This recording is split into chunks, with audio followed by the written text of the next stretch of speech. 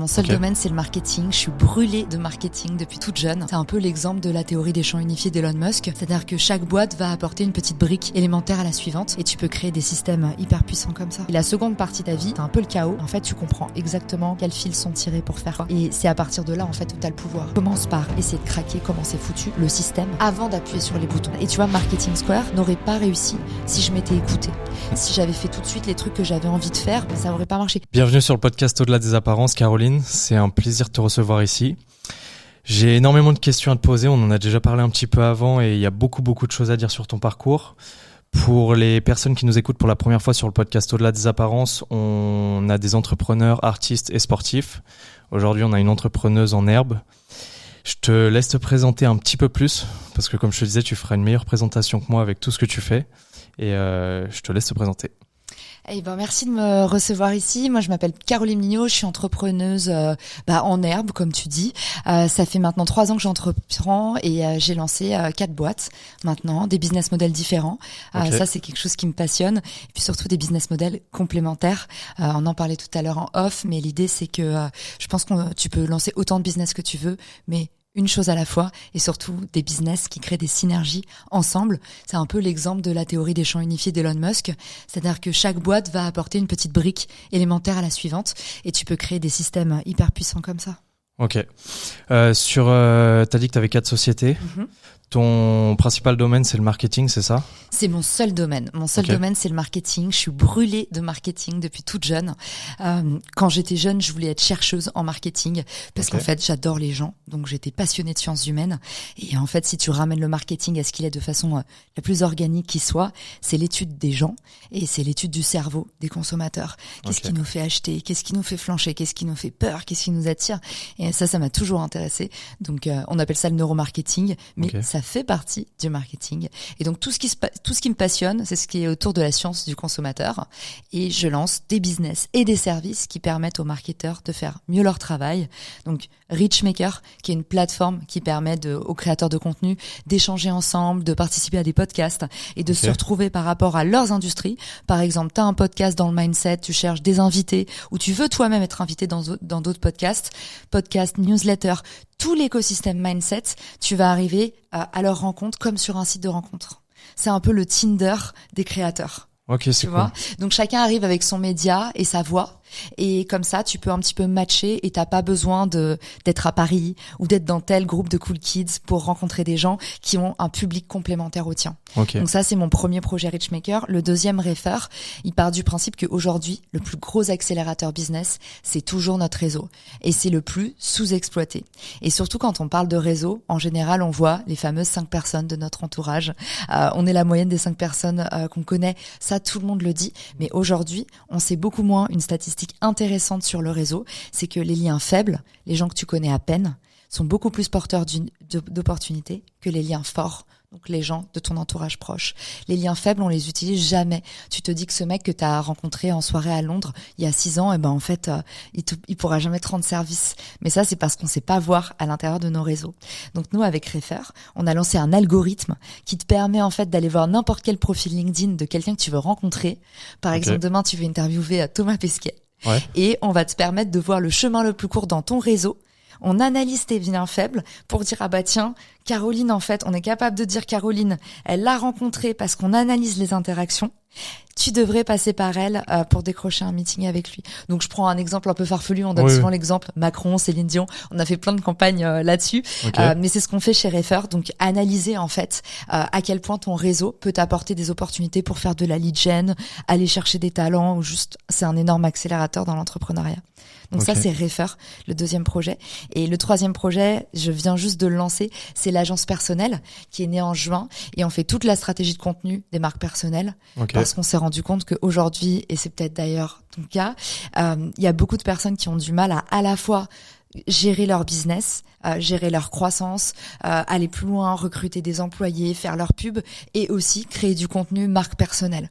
C'est-à-dire avoir cette double casquette qui est parfois lourde à apporter de je dois parler de mon business mais en même temps je dois développer ma propre brand parce que on aura l'occasion peut-être d'en parler. Toi et moi, on adore avoir plein de projets.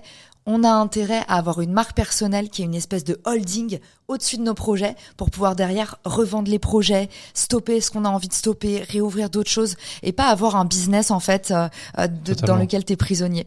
Donc nous, ce qu'on fait, c'est qu'on propose à tous ces CEO un peu débordés de faire toute leur stratégie de contenu personnel. Comme ça, leur stratégie de contenu personnel sert leur marque et plus seulement l'inverse. Tu vois, c'est plus Fred Mazella de Blablacar, c'est Fred Mazella et Blablacar. Totalement. Et le dernier business, c'est un studio de production où je produis tous mes contenus, dont Marketing Square que tu connais, mes émissions YouTube. Ouais, faudrait repasser le générique en plus parce qu'il est vraiment atypique, je trouve. Le générique, tu veux connaître l'histoire ou pas? Vas-y si tu veux, parce que je pense que s'il y a des personnes qui nous écoutent, vous l'avez sûrement déjà entendu au moins une fois parce que t'es première en France. Ouais. Sur la catégorie marketing, c'est ça? Ouais, carrément. J'espère encore maintenant. J'avoue que, comme on aura l'occasion d'en discuter après, moi, mon mindset, c'est un projet à la fois. Okay. Et c'est vrai que j'ai été je fais un canal par an. Okay. Et le podcast, ça a été mon focus. Et c'est vrai que je suis arrivée très, très fort. Là, j'ai un peu plus ralenti pour passer à la vidéo. C'est mon nouveau défi. Oui, après, tu peux pas être focus tout le temps. Ça, c'est partout. La base. Il faut quand même le dire aux auditeurs. Tu peux pas être premier partout, sinon tu seras, je pense, très malheureux ou très seul. Ouais, ou comme je dis, si t'es partout, t'es nulle part, donc forcément Ok. Pour la suite, tu me parlais du marketing et de la psychologie humaine dont t'es passionné, en fait, du coup, si je comprends bien. Cette passion, elle t'est venue à quel moment de ta vie? Pour retracer un petit peu ton parcours aussi et arriver à l'acheminement où t'en es aujourd'hui, justement. C'est intéressant comme question, on me la pose très peu. Je pense que le social media, ça a toujours été une évidence pour moi. J'ai fait mon mémoire sur l'extimité. Okay. L'extimité, c'est juste, excuse-moi, en études, t'as fait quoi exactement pour que personne comprenne? C'est vrai. Vu qu'on va au-delà des apparences, l'idée c'est de retracer le parcours des personnes qui réussissent et qui ont du succès aujourd'hui. Donc je te laisse juste reprendre ton parcours par rapport au début et tu me parlais de ton alternance. Qu'est-ce que t'as fait en études avant? Alors, ce que j'ai fait en études, j'ai commencé par un DUG, et oui, ça existait à l'époque, je crois que c'était la dernière année du DUG, j'ai fait un DUG de littérature, lettres modernes et communication. Ce que ça m'a appris, c'est qu'il y a eu environ 2 ans de grève dans ma fac, donc j'ai lancé le BDE de mon école, et là, j'étais comme un poisson dans l'eau. Parce que j'adorais intégrer les nouveaux élèves, m'occuper de l'insertion des étudiants étrangers qui arrivaient, qui découvraient tout, être un peu le réservoir à bon plan de la fac, organiser les soirées, gérer le staff du BDE, enfin le bureau des étudiants. C'est vraiment l'expérience première de management pour n'importe quel individu qui arrive à la fac ou dans une école privée. Donc moi j'ai fait ça à la Sorbonne Nouvelle, à Paris 3, Censier-de-Banton. Et en fait au bout de 2 ans, les cours étaient complètement faits, qui donnaient des super notes à tout le monde. Et du coup je me suis dit je peux pas rester comme ça pendant trop longtemps. Donc l'insight que j'avais au bout de ces 2 ans, c'est que j'avais lancé le BDE parce que je m'ennuyais, parce qu'on avait pratiquement pas cours, c'était tout le temps. T'avais quel âge à ce moment-là? À ce moment-là, alors moi j'ai 1 an d'avance, donc du coup en fait je m'en mêle tout le temps sur les dates. Peu près. Hein. J'ai eu mon master à 22 ans, 21 ans. Je sais pas, j'avais 18 ans. Okay. J'avais 18-19 ans, donc mes premières années de fac. Donc un DUG c'est sur 2 ans. Ouais. Je me sens comme un dinosaure quand je dis DUG. Donc j'ai fait ça. Après j'ai fait une année d'école de com. Après j'ai fait une année d'alternance et après j'ai fait le CELSA, qui est une école un peu psychosociaux, de la communication. Et là j'ai étudié ce qui s'appelle branding strategy. C'est-à-dire comment est-ce que tu analyses les marques et comment est-ce que les marques finalement imitent le comportement des humains. Donc c'était un peu mon premier pas vers la marque personnelle. C'était en fait pour gérer une marque, il y a une présentation graphique de la marque, il y a des éléments de langage, il y a une sémantique, il y a une façon dont elle fait naître ou renaître des mythologies qui sont à l'œuvre. Par exemple, L'Oréal, c'est la jeunesse éternelle. Je vais pas t'ennuyer avec tout ça, mais en gros, t'as compris l'idée. Ouais. Et j'ai adoré. Et puis après, je suis partie aux US. En stage de fin d'études. Et je pense que mon mémoire m'a beaucoup marqué. Et aujourd'hui, pour répondre à ta question, comment est-ce que je suis arrivée en fait dans le monde un peu du marketing? J'ai tout de suite trouvé ça intéressant, les réseaux sociaux, parce que ça permettait un peu de cristalliser, capter, analyser le comportement des humains à grande échelle.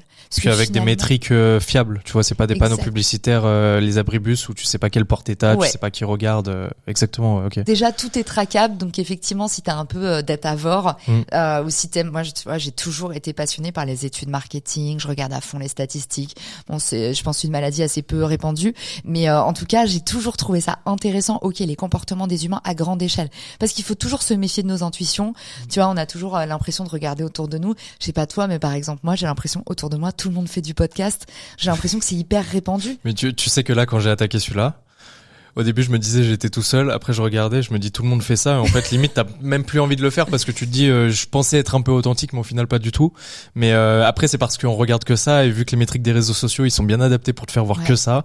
On a l'impression qu'il y a que ça, alors que les gens de mon entourage qui ont jamais vu un podcast, c'est le premier qu'ils écoutent, tu vois, avec le mien. Donc ça va en fait. Je me dis.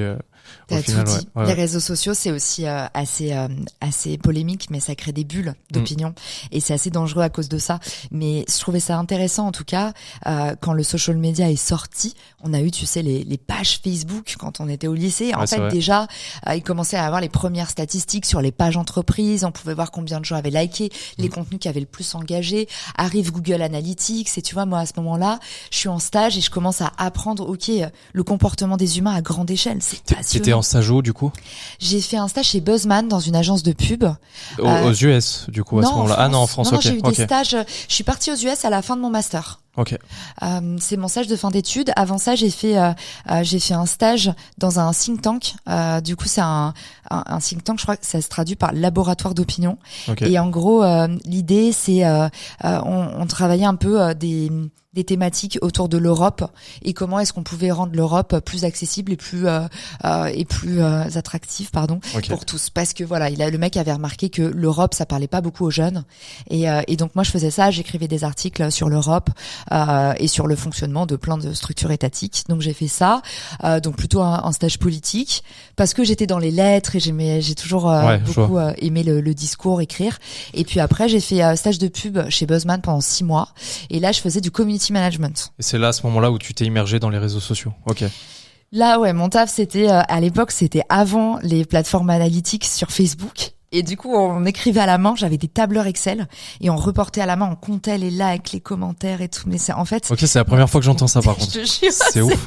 Je me souviens mon cadeau de fin de stage, c'est un bouquin que j'ai encore à la maison, Maîtriser Excel, parce qu'en fait, à l'époque, les community managers, on passait notre temps sur Excel et on faisait des tableaux à croisée dynamique pour générer des graphiques qui maintenant sont faits. C'est la première fois que j'entends ça. C'est ok. Grosse phrase de boomer, mais c'était le début des fanpages. Je gérais Axe et SFR, les fanpages de l'agence Buzzman, et du coup, tout ça pour te dire que ça me passionnait en fait le monde du social media et le fait de pouvoir observer les comportements des humains à grande échelle avec des métriques en fait en direct. Et j'ai fait mon mémoire du coup sur l'extimité. C'est un concept sociologique développé par Serge Tisseron qui dit en fait on a une intimité projetée pour les autres. Une façon de se mettre en scène. Enfin, tu vois, c'est un peu comme toi et moi, on s'est rencontrés sur Instagram.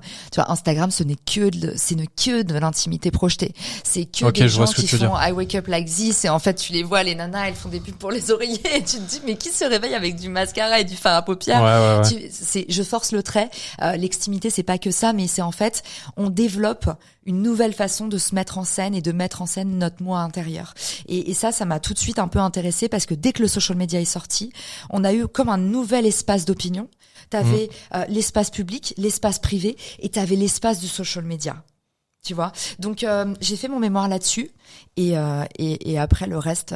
Et il en découlait quoi de ce mémoire, parce que c'est super intéressant ce que tu dis, et j'avais une conversation comme ça avec quelqu'un qui était beaucoup qui est énormément sur TikTok, où la finalité, c'est que la société, je trouve, elle dérive un petit peu dans des côtés très négatifs, où justement tu projettes des fausses images, où tu vas voir, moi qui suis dans le monde du sport et du fitness encore pire, tu te lèves le matin, tu vois des mecs qui ont des abdos comme ça, tu vois des nanas comme ci, comme ça, tu te lèves, t'es devant le miroir, t'es pas bien, tu vois. Et je trouve que justement, qu'est-ce que tu penses de la société d'aujourd'hui avec cette projection d'images des réseaux sociaux, t'en penses quoi?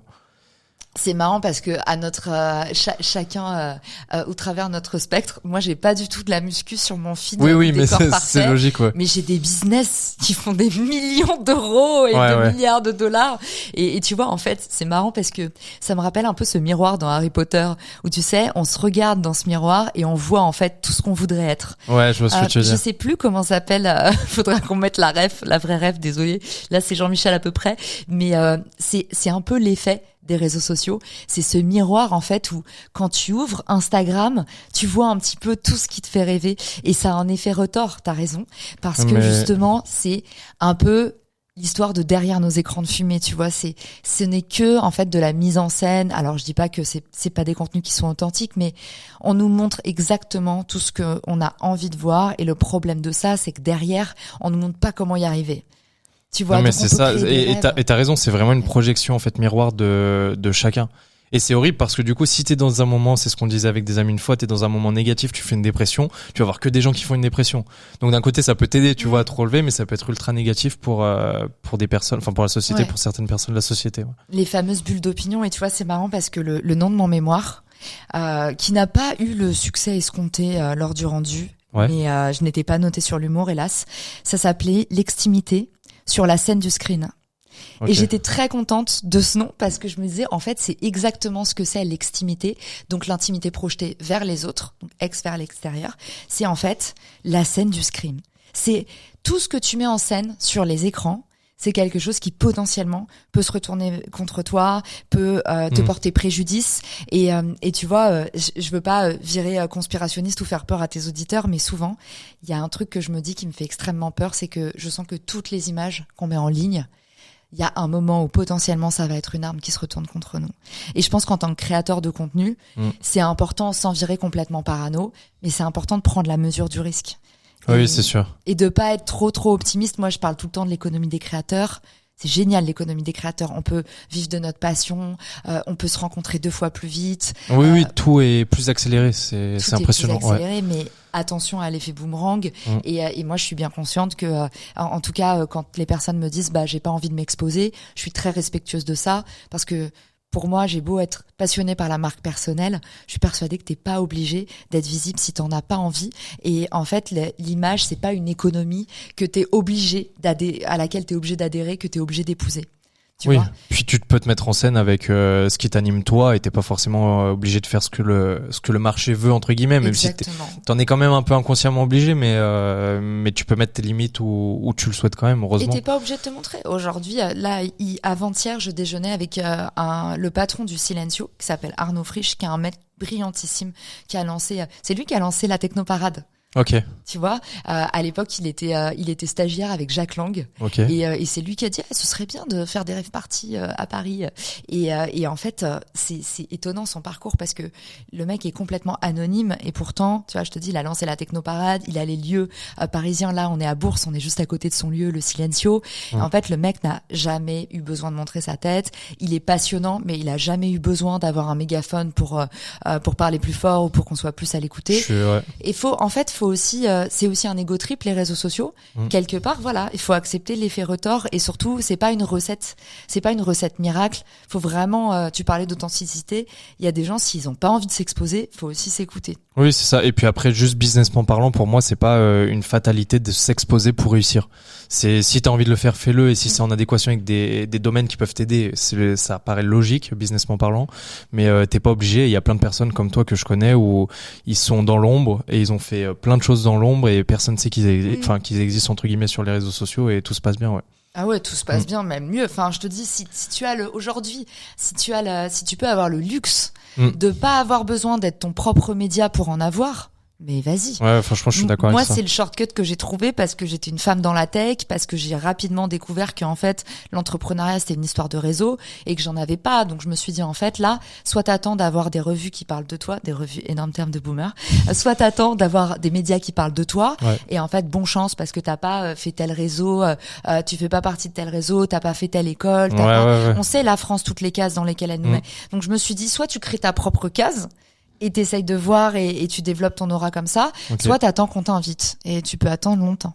Ouais, sauf si tu fais des choses extraordinaires du jour au lendemain, mais ça va prendre du temps. Ça va prendre du temps, de toute façon. Et c'est un jeu d'effets cumulés. Tu peux faire des choses extraordinaires parce qu'en fait, tu commences à avoir du réseau, donc tu commences à aller plus vite. Les gens qui font des choses extraordinaires, en général, ils ont pas commencé hier, c'est sûr. Ou ils ont une super team, ou tu vois. Et en fait, c'est ça le problème, et je pense, les entrepreneurs, ils connaissent tous la difficulté du 0 à 1. C'est le plafond de verre où j'ai l'impression que j'ai la même idée que tout le monde, j'ai les mêmes compétences que tout le monde, j'ai pas plus de talent qu'un autre. On a tous ces pensées limitantes qui nous scopent au début. Donc moi, ça m'a beaucoup aidé de créer mon média, parce que je me suis dit, je crée ma case. Avec les entrepreneurs, justement, avec les pensées limitantes, C'est bien ce que t'as dit, je trouve, parce que justement, c'est ce que je dis à des personnes aussi. Et t'as pris la référence tout à l'heure d'Elon Musk. Mais en soi, quand t'as Elon Musk et toi, t'as le même corps, on a les mêmes organes vitaux, on respire le même air. Enfin, en fait, tout se passe bien. Et du coup, il a pas plus d'heures aussi dans une journée, donc c'est pour ça qu'il faut se lancer au maximum. Et je trouve ça super bien ce que tu viens de dire par rapport à ça. Ouais. Ça me fait rire parce qu'il y a pas longtemps, il y a quelqu'un qui est venu au studio, je me souviens plus qui c'est, et qui m'a sorti une espèce de théorie comme quoi Elon Musk, Mark Zuckerberg, c'était comme des infiltrés. Ok, comme des extraterrestres un peu. Ouais, Okay. et en fait, il m'a dit c'est une théorie un peu conspirationniste, comme quoi en fait, ce serait des mecs qui viennent d'une autre planète.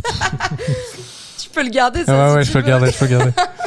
Tu peux le garder, c'est cadeau, mais il y a quelqu'un qui m'a sorti une théorie un peu fumeuse. Mais j'aime bien les choses farfelues. Je préfère les choses extra normales ou paranormales que trop normales. Mais du coup, c'est marrant que tu donnes cet exemple-là, parce que la personne m'a dit quoi, Caro, t'en as pas entendu parler de cette théorie comme quoi Elon Musk en fait viendrait d'une autre planète. Je te retrouverai la ref et on la mettra. Je crois que je vais regarder la théorie même sur Google juste pour rigoler à mon avis. Ok. Du coup, pour la suite du parcours, après, t'es parti dans le social media. Ouais. T'as continué sur cet axe-là, et après, à quel moment tu t'es dit je vais vraiment entreprendre? Tu vas sortir un peu du cursus avec les sociétés avec lesquelles t'étais en alternance. Du coup, à ce moment-là, à quel moment tu t'es dit let's go, j'entreprends? T'as pas de peur? Enfin, qu'est-ce qui s'est passé exactement, tu vois? Bien longtemps après, je me suis dit j'entreprends quand, au bout de 8 ans à New York, okay. Je perds mon visa hyper brutalement du jour au lendemain. En gros, je me suis fait débaucher sur un poste qui n'a jamais ouvert. Donc on m'a fait quitter mon job, on m'a fait rentrer en France, faire des démarches de visa. Les démarches de visa étaient payées, le cabinet d'avocats a été briefé, et en fait à la presque dernière minute, ils ont stoppé les démarches de visa. Ils ont dit en fait les investisseurs ont changé d'avis, on va pas ouvrir ta business unit, en gros. Je vous la fais courte. Et à ce moment-là, je me suis retrouvée à 28 balais chez mes parents. Pour ça que je te disais 28 ans, pour moi c'est l'âge noir. Ouais. C'était c'est l'âge noir pour ça dépend qui en fait. Ouais. Peut-être pour les entrepreneurs, tu vois, c'est peut-être un âge noir, je sais pas. Ouais. En tout cas, pour moi, c'est le moment où en fait j'ai eu l'impression d'avoir tout perdu, et souvent ça c'est un truc que j'aime bien dire, quand on a des difficultés dans la vie, on a l'impression que tout s'arrête alors que c'est tout le temps un nouveau début en fait. Et on m'a tellement fait un énorme cadeau à ce moment-là, et comme souvent quand t'as des obstacles dans ta vie, tu vois pas le cadeau tout de suite. Et je peux te dire que je suis tellement heureuse qu'on m'ait recalé de ce poste. Sur le coup, ça a été hyper dur parce que j'avais déjà commencé à bosser pour eux. Je m'étais vraiment projetée. J'étais jamais censée rentrer de New York. Ça faisait 8 ans que je bossais là-bas. Donc j'avais tous mes amis. J'ai tout perdu du jour au lendemain. Oui, t'étais installée là-bas et tu bossais J'ai fait plein de tafs différents. Ok, j'ai enchaîné. Ouais, j'ai bossé pour Volvic. Après, j'ai bossé pour Maison Kaiser. Là-bas, c'est un concept de restauration. Après, j'ai bossé dans la mode pour hommes. J'ai Daniel Crémieux. Après, j'ai lancé une marque de bijoux qui s'appelait Emma et Chloé, une marque française qu'on a vendue là-bas. Et puis, après, je me suis fait charmer par ce nouvel employeur, Saint-James. C'est les marinières, tu sais, Made in France, magnifique. Et en fait, je rêvais de bosser pour cette marque, très belle marque française. Ils voulaient se développer aux US. Et ils m'ont fait une offre d'emploi un peu clé en main. C'était un partenaire, on avait bossé avec eux. J'avais fait un partenariat avec eux. Ils avaient dit, viens, le CEO m'avait dit, viens développer la marque sur le territoire US. Le rêve. Et je suis rentrée. Et toujours dans le secteur du marketing à ce moment-là. Ouais, en fait, toujours, mon taf, c'était un peu le taf rêvé. C'était le digital nomadisme avant le digital nomadisme. Mon taf, c'était d'aller ouvrir des pop-up stores partout sur le territoire US pour la marque Saint-James. Ok. Et du coup, je passais genre 3 mois d'hiver à Miami. Après, j'allais à Los Angeles. Et à chaque fois, mon taf, c'était le même. C'était repère un local, staff une équipe pour bosser dedans, fais des partenariats avec des marques pour les rendre rentables, et après tu automatises et tu refais la même, tu réouvres une team et tu réouvres un... C'était des pop-up stores éphémères en fait. Et pour redynamiser le réseau retail et faire vivre la strat en ligne. Donc, taf de rêve pour moi qui est la bougeotte. Et au final, je suis jamais partie, les gars. Voilà, c'était un peu le truc. Je me disais dès le début, Alex, je sais pas si ça t'est déjà arrivé. Dès le début, je disais c'est trop beau pour moi. Et je pense j'ai un peu envoyé dès le départ un mauvais message à l'univers, parce que c'était tellement beau, c'était pas fumeux, la marque était bien installée, le CEO était quelqu'un de confiance. Mais il y avait un truc où je me suis dit dès le début, c'est trop beau pour moi. Et tu sais quoi, c'est une très bonne question. Ça t'arrive encore des fois dans l'entrepreneuriat d'avoir ces moments-là où par exemple tu vas décrocher, je sais pas, un contrat ou une rencontre ou peu importe, et ça te fait ça encore parfois? Parce que j'ai remarqué que des fois, ça m'est déjà arrivé. Pas souvent, mais ça m'est déjà arrivé. Ouais. Où tu te dis, ok, ça c'est super bien, ça va être trop bien, on va faire ci, on va faire ça, on va faire ci, on va faire ça. Et t'arrives, je sais pas, un jour avant, annulation totale. Et je vois le ressenti un petit peu, c'est pour ça que je te dis ça.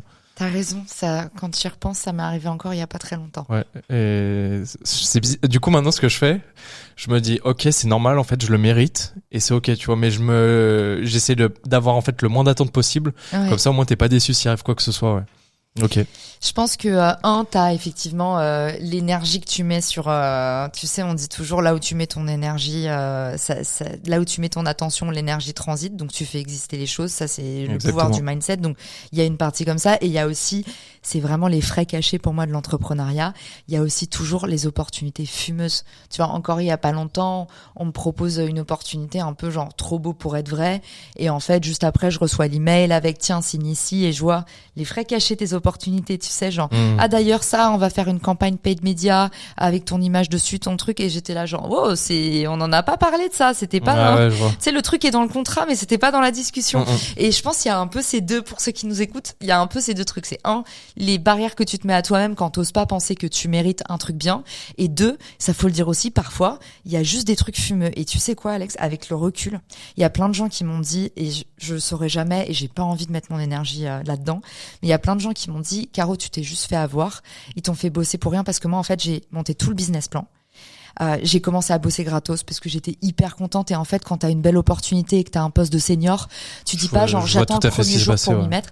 Et il y a plein de gens, quand je leur ai raconté l'histoire, ils m'ont dit ah oui, enfin à la base ils ont fait un espèce d'appel d'offres et au final ils t'ont dit le poste est pas il ouvrira l'année prochaine, ciao bye rockabye. Je saurais jamais. Ça je pense des fois quand t'as trop bon cœur faut faire attention, parce que les opportunistes ils le détectent aussi. Donc ils avaient payé les frais d'avocat et tout, franchement je trouve ça un peu tiré par les cheveux. Ouais. Donc je suis pas sûre. Et en plus, il y a rien de pire que d'incriminer. Oui, c'est sûr. Je préfère me dire que je suis un pigeon plutôt que me dire que j'incrimine quelqu'un à tort. Oui, c'est sûr. Mais voilà, il faut le savoir aussi, parfois dans l'entrepreneuriat, quand vous sentez que c'est trop beau pour être vrai, c'est aussi peut-être qu'on est en train de vous enfumer. Donc lisez bien toujours les petites lignes. Et comme dans la vie en général aussi, peu importe, ouais. Ok, donc là après cette période aux US, t'attaques, tu te dis ok, je suis prête, j'entreprends. Du coup, t'avais déjà créé une entreprise avec les bijoux, de ce que j'ai compris aussi. C'est venu. Alors là, il y a encore une petite peau de banane sur mon chemin, Alex. Là, je me dis en fait, maintenant que je peux plus retourner aux US, parce que du coup, à ce moment-là, je suis en France, j'ai pas de boulot, on est en plein mois de juillet, et surtout, je suis rentrée en France, je peux pas repartir aux US pour passer des entretiens, parce qu'en fait, ça crée des schmilblick. Les ambassades, ils détestent ça.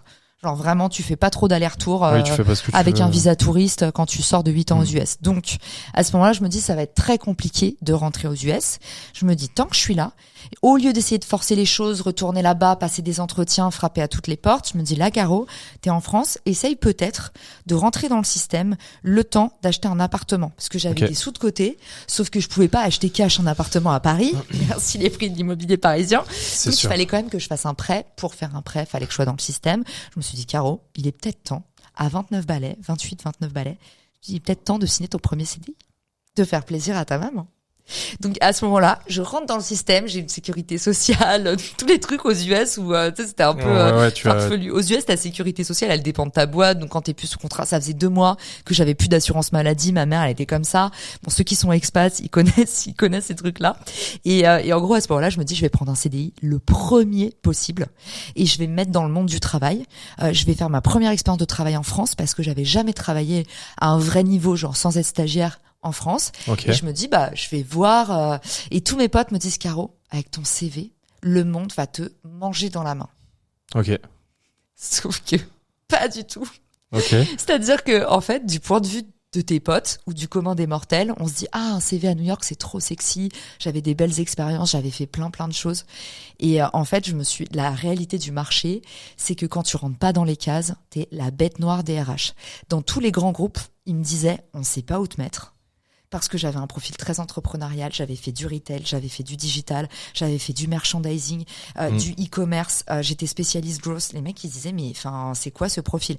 Donc, j'étais dans les viviers de L'Oréal, par exemple, et ils me mettaient de service en service. Ils étaient là, genre, tiens, on a un poste brand content manager, tiens, on a un poste genre influence manager, on a un truc de directrice marketing dans une plus petite boîte. En fait, ils savaient pas me foutre dans les grands groupes, et quand j'arrivais dans les startups, là, je me suis vraiment heurtée à une culture de travail que j'ai trouvée genre un peu toxique, où il y a une start-up où je voulais absolument rentrer et en fait ils m'ont un peu boxé pendant les entretiens. C'était du genre, je me souviens encore d'un mec, je crois que ça s'appelait 55, c'était une agence de contenu. Et le mec, il me regarde, il me dit, mais vous m'avez l'air un peu touche à tout. J'étais là. Tu sais, parfois tu regardes, j'étais là, mais il y a des caméras, c'est quoi cet entretien? Et j'étais là, oui, enfin, en fait, de toute façon, quand tu fais du marketing, t'as intérêt à être un peu couteau suisse. C'est un bon signal. Et le mec me dit, touche à tout, touche à rien. Tu sais, les mecs, ils me mettaient la gênance. Et à chaque fois que je passais des entretiens en start-up, et honnêtement, pour ceux qui nous regardent, gros disclaimer, j'en ai pas passé tant que ça. Ouais. Mais c'est pour vous raconter, en fait, mon retour à Paris, ça a été un Indien dans la ville. Les grands groupes, ils voulaient pas de moi parce que j'étais trop bizarre. Et les start-up, je voulais pas d'elles parce qu'elles, c'était trop bizarre. Et moi, j'étais habituée au schéma un peu, états-unien, qui est qu'aux États-Unis, ils trouvent tout ce que tu fais amazing, mais au moins ils sont polis. Moi, honnêtement, je préfère des gens qui vont être, peut-être qu'ils vont pas m'aimer vraiment, mais au moins ils vont me faire sentir bien, que cette espèce de culture toxique où tu passes un entretien en France et tu vois, à un moment, un des mecs dans ce process d'entretien, il m'avait dit, ouais, je te préviens, l'étape d'après, il dit, ouais, Jean-Louis, il est pas terrible, il va essayer de voir ce que t'as dans le ventre. Et tu vois, j'étais là, sur la sémantique des mots, tu vois, je me disais, mais voir ce que j'ai dans le ventre, enfin, c'est quand même un entretien, on va se calmer les gars, quoi. Et du coup, j'ai fini par trouver un manager qui m'a tapé dans l'œil. Donc j'ai fait j'ai rejoint une entreprise 100% à l'affect. Je suis arrivée, Alex, sans transition, des bijoux au transport routier. Ok, rien à voir. Rien à voir. Par contre, super boîte, trop bonne ambiance, et ma manager Stéphanie Lavino, que j'adore, qui a monté sa boîte maintenant, et je pense que on avait tous les deux un parcours un peu entrepreneurial, et on a parlé le même langage tout de suite. Elle m'a dit, écoute, franchement, t'as pas fait de communication, t'as fait que du marketing. T'étais plutôt dans les bijoux, la grande distrib, la mode, le luxe, mais là, c'est la supply chain et le transport routier. J'ai pas trop de garanties. C'est sûr. Elle me dit, franchement, je vais faire un peu de dinguerie, mais j'ai trop envie de te prendre. Et moi, c'était pareil. Je me disais, bon, je vais bosser dans le transport routier, mais c'était pas une industrie où j'avais compris qu'il y avait beaucoup de la culture du changement. C'est une industrie vraiment.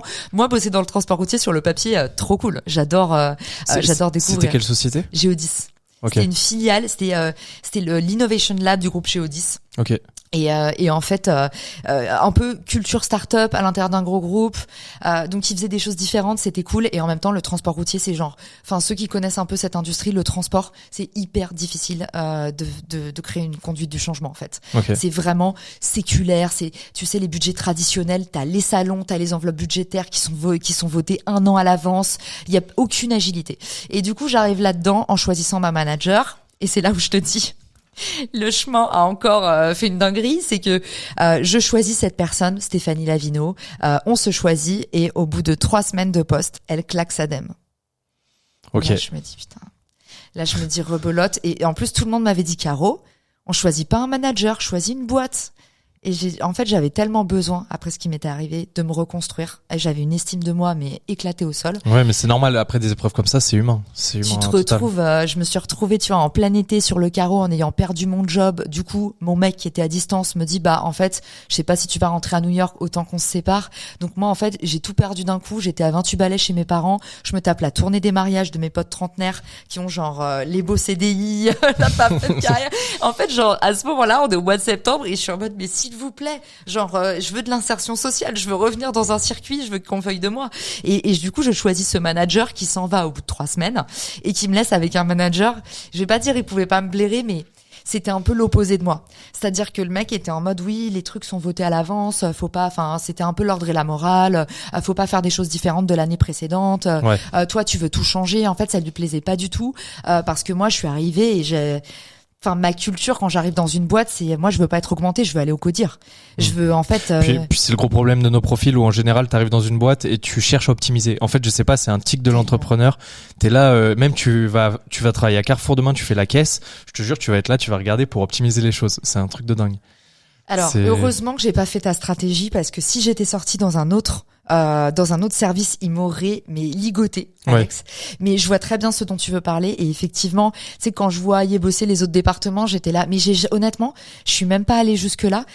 Dans mon poste, à mon spectre, j'avais envie de faire le mieux moi. Tu sais, j'allais pas parce qu'il faut faire attention justement. Tu sais, dans les entreprises, il y a toujours un mec qui va t'expliquer ton travail. J'ai vraiment pas fait ça, mais j'ai quand même dérangé. Oui. Parce que en fait on me demandait de faire 10% de mes capacités, et j'étais là, je peux aussi faire ça, et je bossais hyper tard le soir, et c'était mal vu. En fait, j'étais un peu perçue comme, même par mon boss, ça le gênait que je reste tard le soir. Il était là, mais en vrai, chez toi, ça peut attendre demain. Et ça, c'est des habitudes que tu avais pris des US du coup, je pense, non? Même pas. En fait, moi, ma veine entrepreneuriale, j'ai jamais rêvé d'être mon propre patron, mais j'ai toujours rêvé et eu besoin de faire des choses qui marchaient. Et je suis du genre à me buter à la tâche. Je suis une besogneuse. Ouais, ok. Et en fait, je rêvais pas de liberté. Moi, je rêvais de, j'ai craqué le truc, j'ai la solution. Et du coup, quand tu me mets dans un poste, moi, je suis pas en train de me dire, je suis payé de 9h à 17h. Je suis en train de me dire comment je peux faire pour, dans ces compétences-là, devenir une rockstar, devenir la numéro 1. C'était le truc qui m'intéressait, c'était d'être excellente. Et je pensais, ma culture, mes parents, ils m'ont beaucoup élevée comme ça. Tu vois, fallait que je sois la première, fallait que je sois la bonne élève, le truc. Et j'étais un peu comme ça dans l'entreprise. Et je pense que aux États-Unis, ça m'a valu des médailles, entre guillemets. En France, ça m'a valu du vomi. Mais vraiment, ça s'est pas hyper bien passé, c'était pas hyper bien vu. Je me suis bien entendue avec l'équipe, mais je sentais en fait que plus j'en faisais, plus je prenais de la place, moins ça plaisait. Ok. Et ça m'a beaucoup frustrée. Et du coup, la chance que j'ai eue, c'est que ça s'est terminé par une rupture conventionnelle. T'avais signé ton CDI quand même, ou... J'ai signé mon CDI. Et honnêtement, je noircis un peu le trait, parce que je veux vraiment que tu comprennes pourquoi je suis devenue entrepreneur. Je voulais pas lancer ma boîte, mais en fait, comme le salariat me faisait comprendre que j'étais pas adaptée, je me suis dit je vais essayer de faire mon truc, parce que j'ai trop envie de développer des projets, et si on me laisse pas la liberté de le faire dans une boîte, en fait, peut-être qu'il faut que je dépose mes statuts, que je mette 1 000 € sur la table, et que j'essaye. Et ce qui est dingue, en fait, je pense que ton profil, si par exemple t'étais tombé dans des bonnes sociétés où ils t'auraient laissé open justement avec tes idées, ça se trouve tu serais encore salarié. Tu vois ce que je veux dire? Ou peut-être, je sais pas, mais... Ça se trouve, j'étais pas faite. Moi, j'aime bien me dire, en fait, ça se trouve, j'étais juste pas faite pour le monde de l'entreprise, et mon manager savait très bien ce qu'il faisait, et il m'a capé, parce qu'en fait, ça se trouve, j'aurais fait n'importe quoi. Tu vois, à l'époque, je voulais développer un podcast, et il m'avait dit, Caroline, tu sais pas faire du podcast. Et j'avais dit, je vais apprendre. Ouais. Et du coup, il m'avait dit, non, faut faire ça par une agence. Toi, tu veux toujours faire les trucs quick and dirty. En fait, peut-être qu'il avait raison. Peut-être que tu peux pas faire les choses dans une grosse boîte quick and dirty. Peut-être que, tu vois, honnêtement, mon manager, j'ai rien à lui reprocher, à part le fait que pour moi, on n'avait pas du tout la même culture. Et je pense que j'ai trop été dans le moule des US pour pouvoir me réadapter. Ouais, je vois ce que tu veux dire. Et c'est comme ça que je suis devenue entrepreneur, pas par dégoût du salariat, mais plutôt parce que j'ai dégoûté mes équipes, tu vois, genre je demandais trop à mon boss de pouvoir faire trop de choses, et que lui en fait était là 9h 17h, ça peut attendre demain. C'était une culture vraiment c'était pas sur la performance, c'était sur la présence. Et moi j'étais en train de mourir intellectuellement, et j'avais commencé à faire du LinkedIn. Et à documenter justement ce que j'avais compris sur le growth marketing.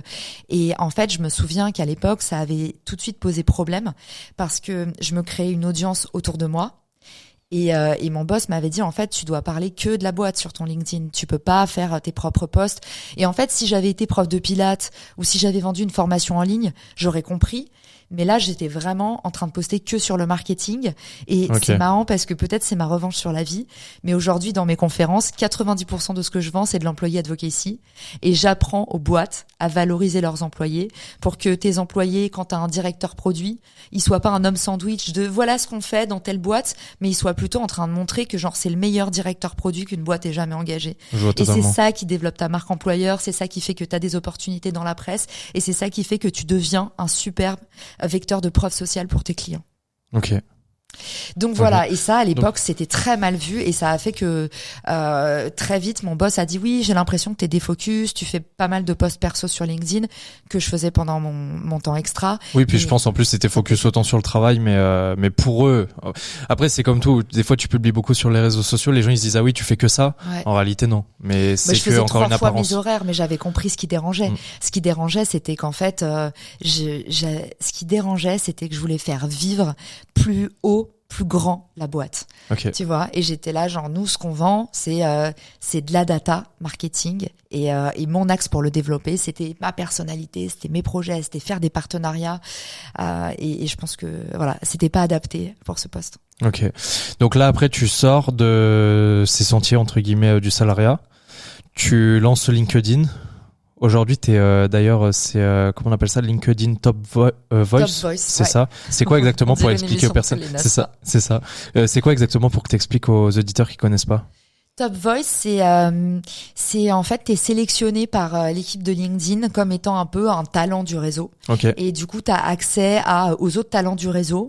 T'as des features en avant-première. T'as un creator manager qui s'occupe de toi et qui fait que si jamais t'as un pépin sur ton compte ou un pépin tout court ou du plagiat ou toutes les choses que tu connais dans la création de contenu, les réjouissances, t'as un peu un shortcut quoi. En gros, tu fais partie des privilégiés du réseau. Ok, donc en fait là tu pars avec LinkedIn, je pense vu comment t'étais entrepreneuse à ce moment-là, t'as kiffé faire des posts, tout ça. J'ai testé plein apprendre, de choses. Non, t'as testé avant. C'est comme ça que j'ai lancé ma première boîte Richmaker. Voilà, c'est ce que j'allais dire. J'ai commencé à dire hello, est-ce que vous aussi vous avez tel ou tel problème dans le partenariat? On avait fait un partenariat avec ma boîte et une boîte de conseil qui s'appelait Transport Intelligence. Et du coup j'étais là, voilà ce qu'on a fait, voilà tel partenariat, ça a marché. J'ai l'impression que les gens sur le partenariat c'est pas la bonne méthode. Et du coup, à chaque fois en fait que je faisais dans mon rôle de directrice marketing, à chaque fois que je faisais une avancée, un projet, je l'amplifiais, mais en disant voilà, en tant que voilà comment j'ai amplifié cette opération, voilà comment on remplit un webinar, voilà comment on fait un partenariat. Et pour eux, ça sortait du cadre de mes fonctions. Pour moi, j'étais en train de me dire ok, genre le marketing en France, faut l'accélérer. On a 10 ans de retard. Et moi, comme j'avais déjà bossé aux US, j'avais l'impression que j'avais quelque chose de plus à apporter. Et petit à petit, en fait. Chemin faisant, j'ai commencé à développer mon projet au fur et à mesure des posts LinkedIn. C'est-à-dire que j'ai pas posté pour devenir leader d'opinion ou influenceur. À l'époque, c'était. Tu l'as fait, entre guillemets au compte-gouttes, comme t'avais envie de le faire. Je l'ai fait comme un MVP, tu vois, dans l'entrepreneuriat, c'est-à-dire, en fait, teste les signaux du marché et fais la différence entre le bruit et le signal. Le bruit, il y a pas vraiment de lecture. C'est ok, ça parle, mais il y a pas de direction. Le signal, c'est tiens. À chaque fois que je poste sur ce sujet, je remarque que c'est un banger. Tiens, quand je parle de cette problématique, j'ai 5 DM en privé. Tu sens qu'il y a de l'attraction. Ça revient sur tu faisais tes tableaux Excel peut-être encore non. À l'ancienne jusqu'au bout. Non, pas du tout. J'étais déjà hyper impliquée et ça faisait presque 10 ans que je faisais du social media. Je le faisais pour les autres, je le faisais pour les marques, je le faisais pour les marques personnelles.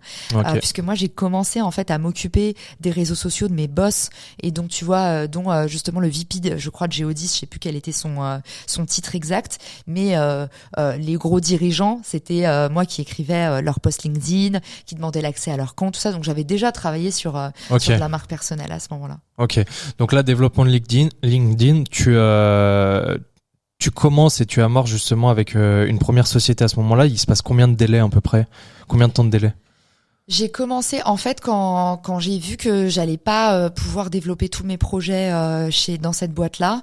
À peu près 5 mois avant de démissionner. Donc je suis partie en novembre et en juillet j'ai commencé à préparer Richmaker, ma première boîte, et j'ai commencé du coup je bossais soirée week-end sur mon projet. C'était le Covid, donc c'était beaucoup plus facile. On était en chômage partiel. Et en parallèle, t'as pas commencé le podcast aussi avant? C'était après? C'était bien après, ouais. Ok. Ouais, ma première boîte, on est en 2000. Oh là là, j'ai du mal avec les dates. C'est 2020 ou 2021. Je crois que c'est 2020. Mais du coup, je dépose le nom de Richmaker. Je quitte ma boîte du coup en octobre, c'est ça, en octobre et octobre du coup 2020 ou 2021, je sais plus, pardon. C'était la première année du Covid. Là, je lance Richmaker et je me lance sur LinkedIn. Un peu à mon compte entre guillemets, dans le sens à fond les ballons. Je deviens créatrice de contenu / entrepreneur. Ok, parfait. Et ensuite, après, du coup, Richmaker, tu lances le podcast plus longtemps après, parce que de souvenir, je crois que la première fois que j'ai vu passer ta tête, tu vois, sur les réseaux sociaux, c'était sur Clubhouse. Ouais. Et il y avait peu de monde qui était, tu vois, à l'époque. Ouais. Et après, c'est longtemps après, je m'étais fait la réflexion, je me dis mais c'est la même personne en fait qui fait Marketing Square, tu vois. Mais je m'étais fait la réflexion vraiment que longtemps après. Et du coup, tu lances Richmaker, ça fonctionne pas au début, tu le lances avec toute seule, du coup. Je lance Richmaker avec un autre déçu de cette boîte. Okay. Anthony, mon CTO, et on lance Richmaker ensemble. À ce moment-là, je sais pas, tu sais, fonctionner dans l'entrepreneuriat, c'est toujours un terme un peu galvaudé. Oui. Est-ce que ça marche? En fait, le marché du partenariat est tout petit. Du coup, je lance Richmaker et pour nous, c'était énorme parce qu'on n'avait pas de réseau, mais on fait 1500 inscrits en 3 mois. Ok. Pour moi, c'était énorme. Évidemment, si tu parles d'un entrepreneur qui est déjà accompli, 1500 utilisateurs en 3 mois, tu vois, si tu parles à des gros entrepreneurs, c'est rien du tout. Oui, pour mais moi, quand tu dingue. commences et que t'es entre guillemets tout seul, c'est déjà super bien. Ouais. Bah, ça nous a suffi en fait à avoir de l'émulsion un peu sur LinkedIn, des mentions dans la presse. Okay. Ça, en fait, ça a eu un effet. Tu vois, souvent on me dit oui, c'est grâce à ta marque personnelle que t'as lancé Richmaker. C'est grâce à Richmaker que j'ai lancé ma marque personnelle, parce qu'en fait, pour émerger dans cet écosystème la tech où t'as quand même genre des énormes acteurs, et en fait il y a pas de classe moyenne. T'as l'impression c'est soit des énormes acteurs, soit c'est vraiment genre les tout nouveaux qui se lancent. Mais c'est comme s'il y avait pas de ventre mou, il y a pas de classe moyenne, je trouve, dans les SaaS. En tout cas, moi j'en observe pas beaucoup, c'est soit tout petit, soit très gros. Et du coup, en fait, à ce moment-là, je suis là, ouah, des tout petits, il y en a plein. Comment je peux faire pour me différencier? Et rapidement, je vois mes axes différenciants. C'est 1, j'ai un profil un peu atypique. 2, je suis une nana. 3, comme j'ai été élevée à l'américaine, moi, je réfléchis en faisant. Donc, je vais pas intellectualiser 3000 ans. C'est OK, il y a un nouveau truc qui est sorti, paf, j'appuie sur le teste, bouton. On apprend, on verra échoue, après. Voilà. Et rien à faire de je fais un live et il y a 3 personnes, je suis pas bien sur cette photo, j'étais en mode vas-y go pas le temps je me crame le cuir. Ouais, OK. Et je pense que c'est ça qui a fait que du coup on a eu de l'attraction. 1500 utilisateurs en 3 mois. Tout de suite on s'est dit waouh, ça marche bien, on monétise. Et là en fait on commence à lancer Richmaker et je me dis comment est-ce qu'on peut aller à l'étape d'après pour Richmaker, sachant que moi ma volonté à ce moment-là c'était surtout de développer tous les canaux en organique. J'avais compris que la publicité pour moi c'était un modèle qui était déjà mort. Ça faisait longtemps parce que je suis une ancienne head of acquisition, donc je faisais que les achats publicitaires aux États-Unis. Si tu avais bossé un peu dans l'e-commerce aussi, je pense que tu as touché beaucoup. En fait, je voyais que la pub c'était un modèle qui allait aller vers de moins en moins de précision parce que va y avoir une crise de la data, donc il y a un moment où on va plus pouvoir traquer n'importe qui sur internet. C'est sûr. Donc tu vas avoir un ciblage de moins en moins précis, un coût d'acquisition de plus en plus cher. Ça veut dire moins d'efficacité et plus de budget. Donc totalement. Pour moi, voilà, je vais pas me faire que des amis en disant ça, mais à ce moment-là, il y a 3 ans, je me dis Caro, crée tes propres canaux parce que si tu dépends de ceux des autres, ça va te coûter beaucoup trop cher. C'est audacieux de penser comme ça aussi par rapport aux autres, mais franchement c'est bien. Je pense que j'ai pas eu tant de talent, j'ai eu la chance d'avoir été aux États-Unis et en fait les États-Unis ont tellement d'avance sur le marché que quand je suis arrivée en France, j'étais là n'investis pas sur la publicité, mauvais bail. Totalement et encore même sur à chaque fois tu reprends ce terme avec les partenariats, mais même les partenariats, je trouve aujourd'hui en France on est zéro. Enfin, ça marche jamais. En tout cas, les gens qui les mettent en place, c'est toujours mal mis en place. Les gens disent oui. Enfin, ça a pas de sens. En fait, c'est même pas valorisé, j'ai l'impression. Donc, t'as tellement raison. Ça a du sens avec ce que tu fais. Et c'est pour ça que j'ai fait une plateforme payante sur les partenariats. C'est parce qu'en fait, j'ai vraiment remarqué un truc et tu verras. Et je sais pas si ça va parler à tes auditeurs, mais tous les gens qui font du partenariat parce que c'est gratuit, c'est des partenariats éclatés au sol. Genre, c'est pour ça qu'il y a plein de gens qui me disent Richmaker, tu devrais faire un essai gratuit. Je suis là, moi, des utilisateurs qui sont pas prêts à payer 30 € par mois pour faire un partenariat, c'est sûr, ça va être la gangrène de ma plateforme. Je veux pas attirer des gens qui viennent faire du partenariat win-win pour faire une opération gratuite. Il y a aucune opération marketing qui fonctionne parce que c'est gratuit. Oui, mais ça fonctionne parce que c'est chambé. Et du coup, si c'est chambé, mets du budget pour pousser si ça fonctionne, s'il y a de l'attraction en organique. Mais nous, du coup, ce qu'on fait, c'est qu'on match 2 personnes qui ont des audiences, on remet la data au cœur du partenariat et pas seulement tiens, j'ai rencontré un tel, ce serait sympa de faire un truc ensemble. En plus, ça coûte rien.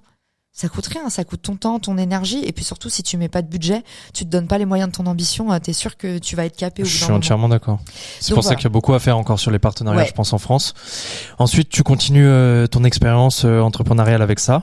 Je lance, c'est marrant que tu parles de Clubhouse parce que donc novembre, je quitte mon taf Okay. et là je me retrouve, moi qui suis hyper sociable, j'adore être entourée des autres, j'adorais bosser dans des grosses boîtes parce que j'adore être entourée de plein de gens et parler.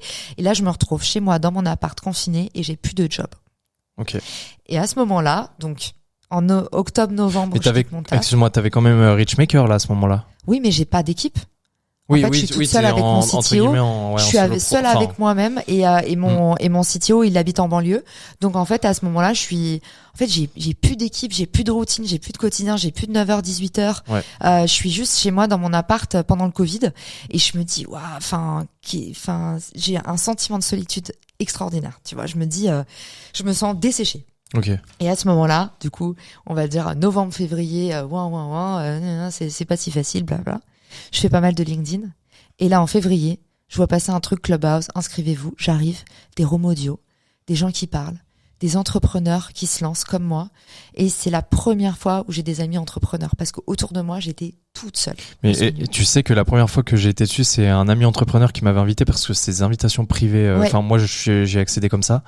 Et c'est vrai ce que tu dis. Je me suis dit, c'est trop cool parce que je peux aller dans des rooms et ça parle que business. Tu vois, j'avais l'impression d'être dans mon écosystème et ouais, c'est vrai ce que tu dis. Ouais. Ça, je me suis sentie comme toi. Je me suis sentie un poisson dans l'eau. Et en entourage. Je me suis dit, mais en fait, t'es entourée. Et du coup, j'ai investi beaucoup d'énergie sur ce réseau. J'ai fait des rencontres extraordinaires qui ont changé ma vie, dont mon associé, mon conjoint, une belle bande de potes. Enfin, vraiment, ce réseau social dont tout le monde se moque, du genre, ah oui, tu te souviens de Clubhouse, le truc qui a duré 1 an.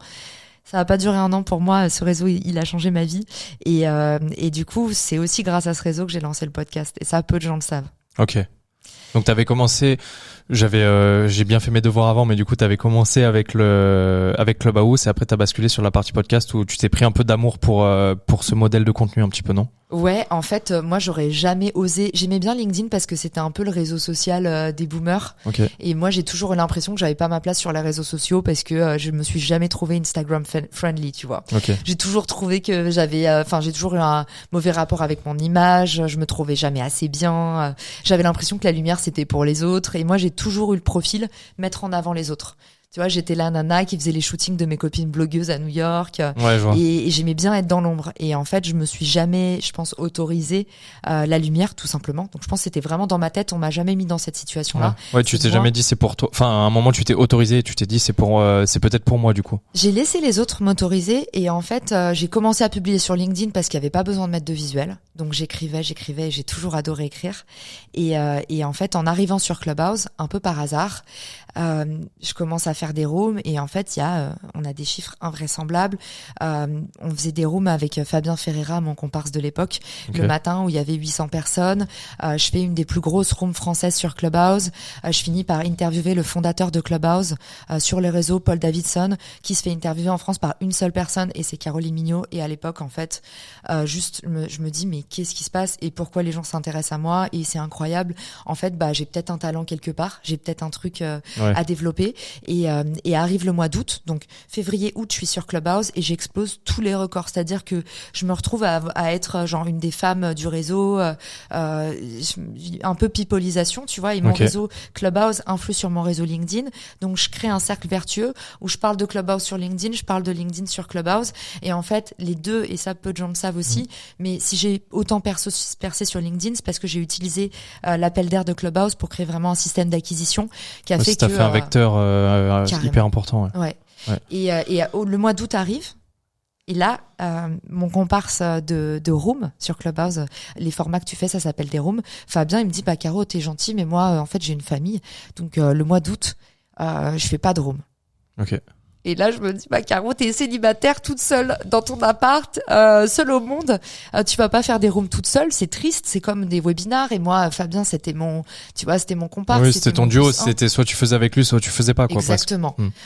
Il y avait Guillaume aussi, en fait, ce que j'aimais dans cette room, c'était mes coworkers, tu vois. Donc, à ce moment-là, je me dis, qu'est-ce que je vais bien pouvoir faire?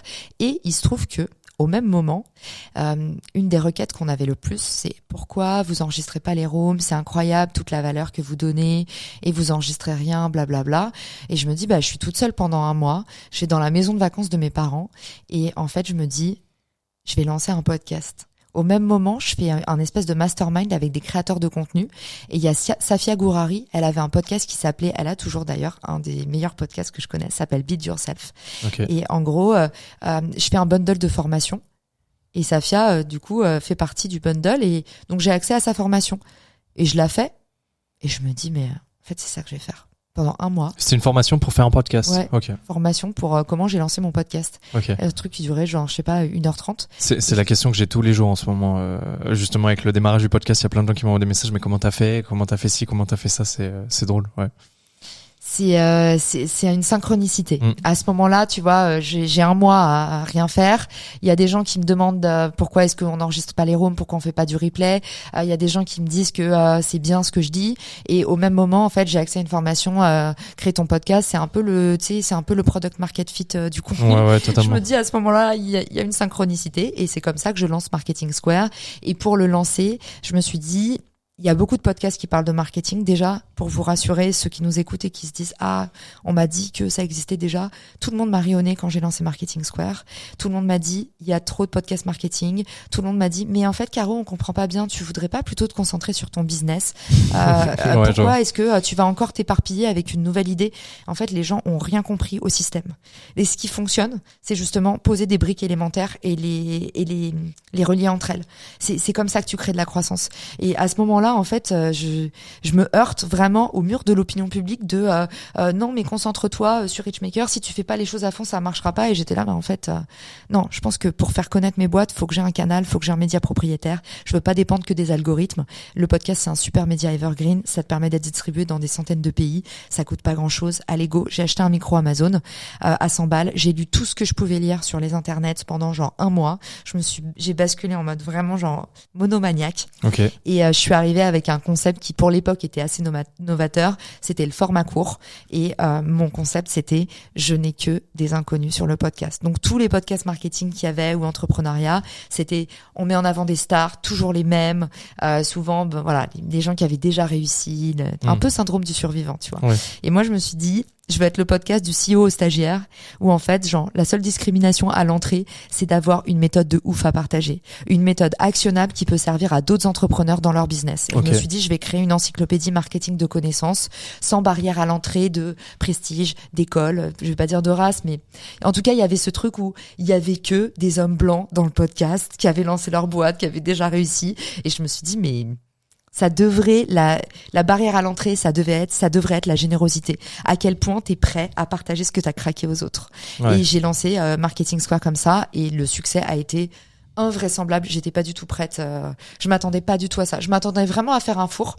Et j'espère que ça en inspirera certains parce que vous voyez, c'est l'histoire des grands lancements, c'est rarement le truc de je sais que ça va marcher, tout mon entourage est avec moi. C'est parfois un petit coup d'épée dans l'eau où vous allez vous dire oh putain ça mord, un peu comme les chercheurs d'or. Exactement. Je suis d'accord. Mais franchement c'est super intéressant la partie podcast parce que je pense qu'on a il y a beaucoup de personnes tu vois qui osent pas les lancer. Et le fait de lancer, de te dire ok ça va marcher, ça va peut-être pas marcher, c'est un bon exemple parce que t'as plein de personnes qui par contre qui lancent des choses, ils mettent un coup d'épée dans l'eau, ils voient que ça mord un peu, ils essayent un tout petit peu, ça mord que un tout petit peu et ils restent pas assez longtemps pour avoir tous les bénéfices tu vois à long terme aussi. Donc c'est vraiment important et d'où aussi la création de mon podcast où moi c'est l'inverse tu vois. Je m'étais dit en fait j'en ai marre de voir des entrepreneurs qui réussissent sur les réseaux parce qu'on dit toujours oui un tel a fait 10 millions comme tu disais tout à l'heure sur les réseaux sociaux, un tel a fait 5 millions. Mais en fait dis-moi un petit peu au-delà des apparences où à la base ça devait être un podcast que purement fitness et fallait aller au-delà des apparences physiques et après je me suis dit vu que j'ai mon côté business qui me rattrape et que je parle que de ça à mes potes tous les jours, autant aller au-delà des apparences mais business, sportivement, au niveau des artistes aussi et au moins tu vois même toi là avec ce que tu as transmis dans le podcast je suis content parce que tu arrives à transmettre des choses qu'on se dirait elle a quand même galéré, ça n'a pas été toujours facile pour elle et au moins tu mets des mots là-dessus et je trouve ça super important de le divulguer à tout le monde et que tout le monde comprenne en fait qu'on a tous nos chemins de vie, il n'y a pas de parcours exact tu vois, c'est tous les parcours si tu as une vision entre guillemets globale de où tu vas, tu arriveras à y aller et ainsi de suite c'est super intéressant. C'est important aussi de dire que derrière chacune des réussites il y a tout le temps un côté, une facette émergée, pas glamour. C'est ça. Tu vois.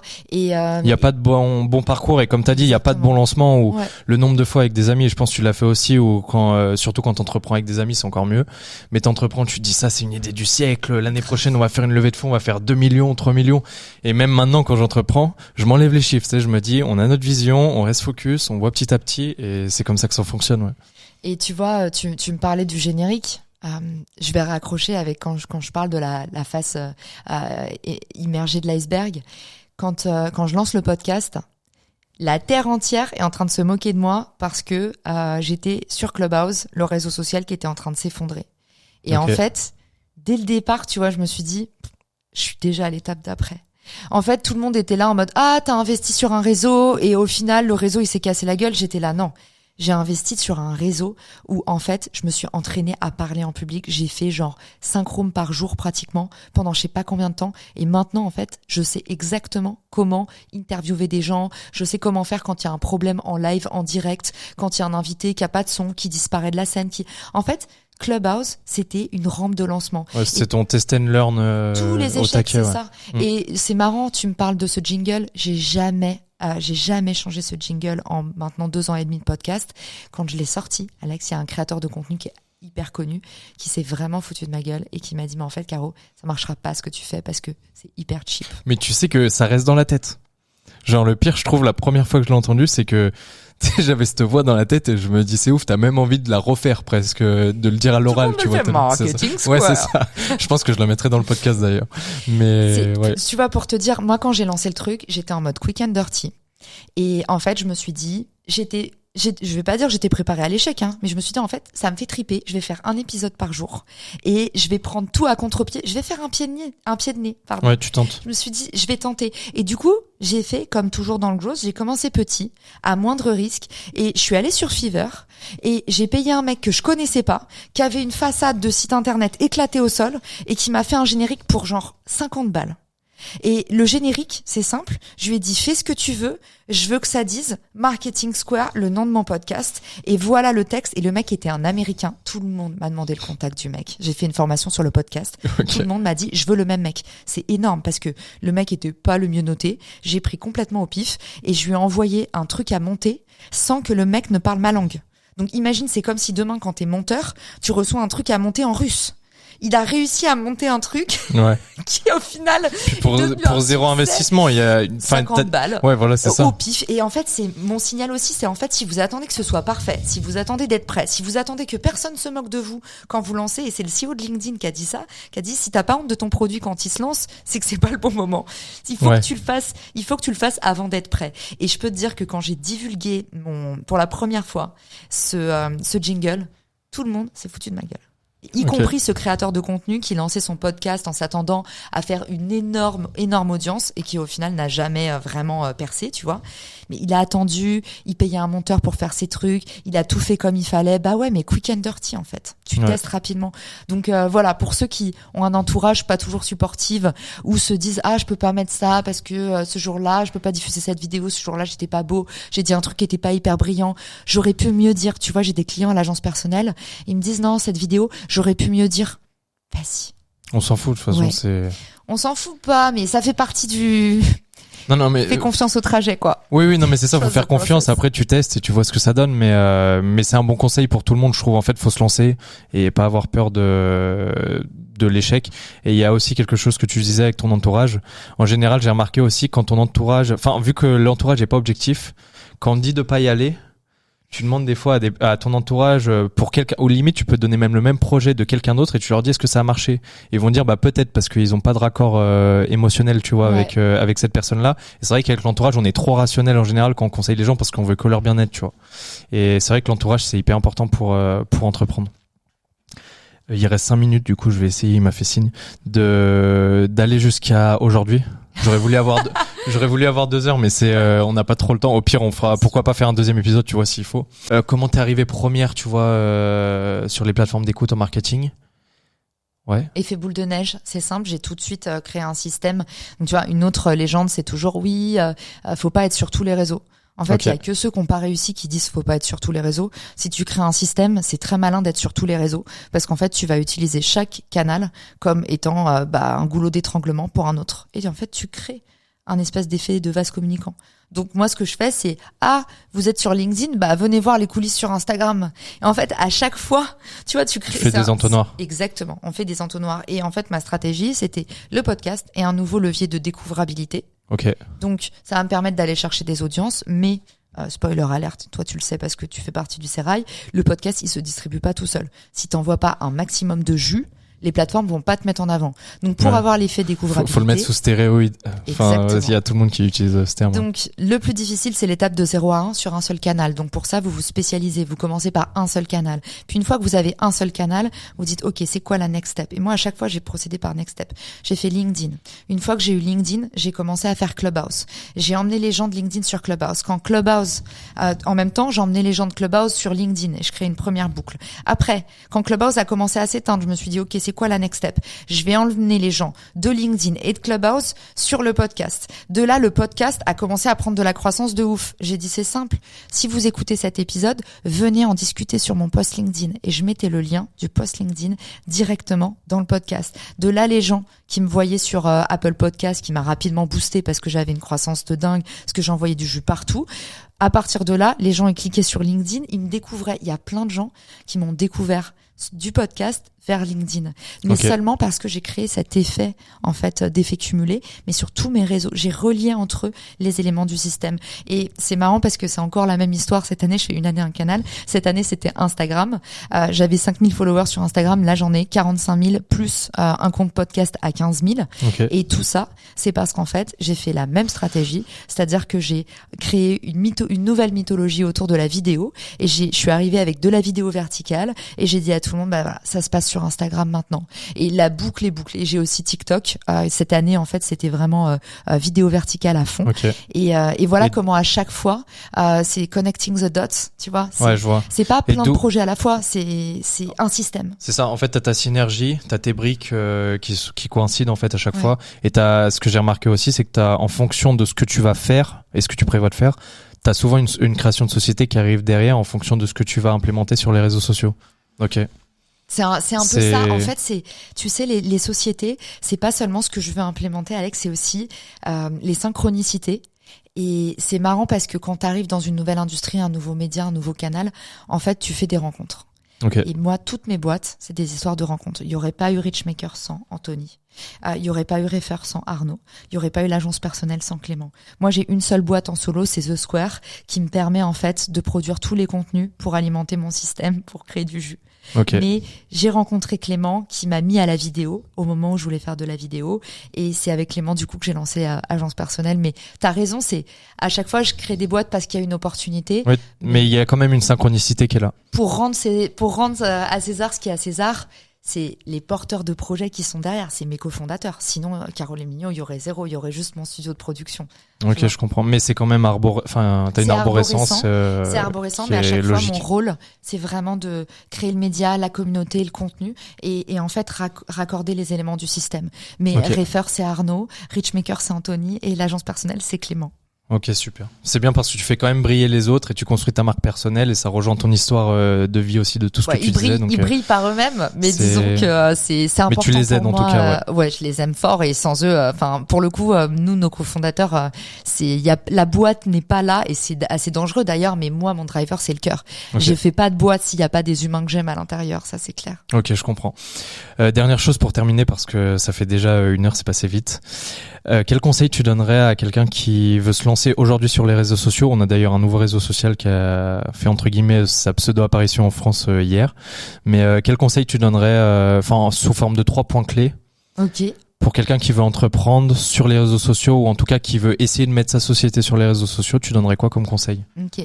Première chose, mieux vaut fait que parfait. Quand tu fais du contenu, il faut pas aller chercher un contenu tout de suite très léché. Il faut te laisser le temps de découvrir, dérisquer plein de choses. Donc vraiment, n'attendez pas d'être prêt. Ça, c'est la première chose. La deuxième chose, vraiment pour moi, c'est l'entourage. On a des énormes croyances limitantes en France et en particulier dans l'économie des créateurs. C'est il faut pas trop donner aux autres. Tu vois, quand je suis arrivée dans le milieu du podcast, il y avait pas trop d'échanges entre podcasteurs et souvent j'invitais des podcasteurs qui me disaient Caro, je peux te poser une question? Je dis oui. En fait, t'as pas peur que si tu renvoies tes auditeurs sur mon podcast, en fait ils vont plus sur le tien, ils vont t'abonner à moi et ils vont s'abonner à moi et je déteste cette mentalité. Et c'était trop mignon parce qu'il me le disait. Enfin, tu vois, c'est gentil, tu vois, de me dire ça. Il était inquiet pour moi. Il me disait, mais attends, t'es un peu inconsciente. Là, j'ai pas le temps de te donner toutes les racines et toutes les recettes sur lesquelles j'ai lancé mes formats, mais toujours la collaboration. À chaque fois, c'est genre, ok, sur tel réseau, il y a qui dans mon écosystème sur lequel m'appuyer. Ensemble, on va plus vite. Et du coup, quand je suis arrivée, j'ai interviewé tous les top podcasteurs et je les ai fait venir chez moi et je me disais pas, on va découvrir leur podcast qui est mieux que le mien. Donc, deuxième chose, c'est collaborer. N'ayez pas peur de, donner trop de lumière à un tel, on va préférer un autre. Si tu veux exister, si tu veux te faire ta propre audience, commence par aller faire des alliances avec les autres, t'iras 2 fois plus vite. Donc, exite les insécurités et Dieu sait que c'est un milieu où il y en a beaucoup parce que t'es avec des gens qui sont que hyper talentueux. Donc si tu commences à te comparer, t'es mort. Ouais. Moi, si je me compare à tous les créateurs de contenu, LinkedIn, podcast et tout, demain je fais plus rien. Parce que quand tu vas chez les autres, ils savent tous faire un truc que tu sais pas faire. Totalement. Voilà. Et la troisième chose pour moi, je dirais un truc un peu sous-coté. Ça va avec les autres et l'exercice de l'humilité, c'est commencer par s'inspirer. À chaque fois que je suis arrivée sur un réseau social, c'est vrai que j'ai appuyé sur les boutons, mais avant d'appuyer sur les boutons, j'ai regardé la science qu'il y avait derrière. Avant d'arriver sur le podcast, j'ai tout lu pour comprendre comment fonctionnaient les algos des plateformes. Là, il y a un nouveau réseau social qui arrive. Tu vois, c'est un algorithme qui est aléatoire, hyper intéressant d'aller commencer à regarder, en fait, derrière les coulisses, comment c'est foutu. J'adore cette citation qui dit « Tu passes la première partie de ta vie du côté doré de la broderie. Tout est beau, mais en fait, tu comprends pas comment c'est fait. Et la seconde partie de ta vie, c'est un peu le chaos. Mais en fait, tu comprends exactement quels fils sont tirés pour faire quoi. Et c'est à partir de là, en fait, où tu as le pouvoir. Et pour moi, c'est pareil, le jeu des plateformes, ou même la newsletter, pour moi, c'est pas un réseau social, mais c'est une plateforme, c'est un canal. Commence par essayer de craquer comment c'est foutu, le système, avant d'appuyer sur les boutons. C'est important d'être dans le faire, mais commence par une phase d'audit. D'observation. Regarde, et tu vois, Marketing Square n'aurait pas réussi si je m'étais écoutée. Okay. Sur LinkedIn, si j'avais fait tout de suite les trucs que j'avais envie de faire, ça aurait pas marché. J'ai commencé par aller regarder humblement comment les trucs sont foutus, qu'est-ce que font les autres, qu'est-ce que les gens ont envie de lire, et je me suis adaptée d'abord aux autres. J'ai commencé un peu par donner, avant de m'écouter. Ok, parfait. Justement, je vais te laisser faire la fermeture du podcast. Oh wow. Tu peux le faire en mode fermeture Marketing Square si tu veux, comme ça pour inviter aussi les personnes à aller voir ton podcast. Avec plaisir. T'as pas peur que les auditeurs viennent chez moi? J'hésite un peu. J'ai super peur, surtout que j'ai énormément d'auditeurs comparé à toi, mais c'est faux bien sûr. Mais non, j'ai pas peur.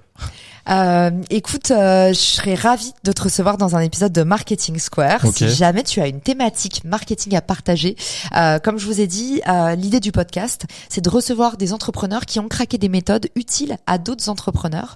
Donc dans le marketing, donc ça peut être effectivement lancer un podcast, ça peut être monétiser mon audience, ça peut être tout péter sur Instagram. Là, le dernier épisode que j'ai dévoilé, c'est une entrepreneur qui a réussi sa levée de fonds. Et du coup, elle fait un truc qui a rien à voir. Elle fait du co-living, mais je l'ai invitée pour parler de sa levée de fonds. Et voilà, l'idée, c'est créer un espèce de réseau d'entraide organique, donc non payant, entre entrepreneurs, une formation entrepreneuriale par les meilleurs et les plus généreux et les plus sympas. Et voilà, c'est un podcast facile à écouter. Et puis j'ai une chaîne YouTube aussi qui porte mon nom, Caroline Mignot. Et surtout, si vous écoutez ce podcast et que vous avez aimé, Alex, il est en train de lancer sa chaîne et son podcast. Donc, le meilleur move que vous puissiez faire maintenant, c'est de mettre un petit like, laisser un petit commentaire et à lui envoyer des retours sur l'épisode. Merci beaucoup. Avec plaisir. Je vous laisse tous sur ces belles paroles. Je vous dis à plus tard pour aller au-delà des apparences. Merci beaucoup pour l'écoute. Salut.